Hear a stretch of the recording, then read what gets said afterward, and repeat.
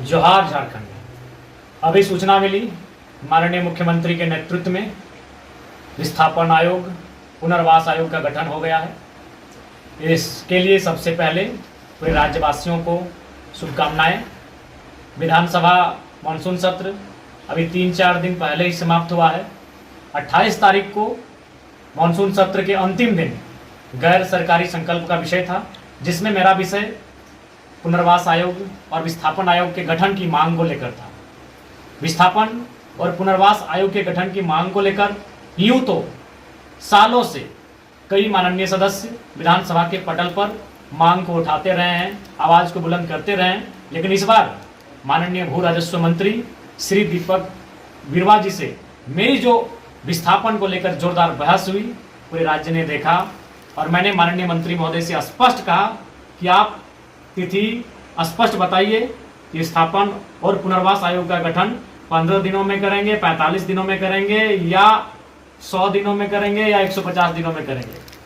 तो उस बहस के बाद जो बहस जिसको मैंने पूरी ऊर्जा, आक्रामकता और गर्मजोशी के साथ अपने चिर परिचित अंदाज में रखने का काम किया था, और उस बहस के 5 दिनों के अंदर आज झारखंड कैबिनेट से अंतिम मुहर लगी।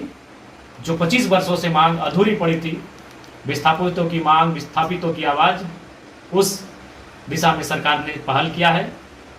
और इसके लिए मैं माननीय मुख्यमंत्री और माननीय विभागीय मंत्री को भी धन्यवाद देना चाहूँगा, साथ ही पूरे राज्य के जनमानस को शुभकामनाएं कि चलिए अंततः इस राज्य को विस्थापन और पुनर्वास आयोग के गठन का शुभ समाचार मिला। रूट हल्का सा राज्यवासियों को शुभकामनाएं, और साथ ही प्रवासी मजदूरों को भी पैकेज दिया गया, विशेष पैकेज दिया गया जो करोड़ों का पैकेज है। इस पर भी मैंने 3 बार विधानसभा में सवाल किया था, बहस किया था।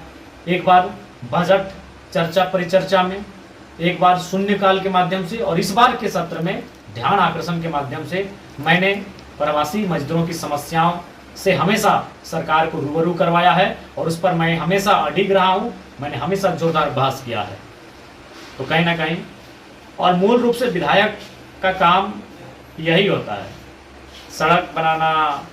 ये विभाग ये काम है, इसको डीसी भी करा सकते हैं, इसको अन्य पदाधिकारी भी करा सकते हैं।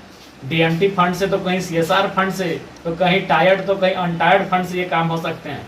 लेकिन विधायक का जो मूल काम होता है, विधेयक पर बहस करना, विधेयक पर चर्चा करना, विधेयक प्रेजेंट करना या फिर विधेयक बनाने के लिए सरकार को बाध्य करना। तो कहीं ना कहीं सभी माननीय सदस्यों ने प्रयास किया था, लेकिन अंतिम मुहर 28 तारीख को मैंने एक जोरदार बुलंद आवाज के तौर पर रखा विधानसभा में।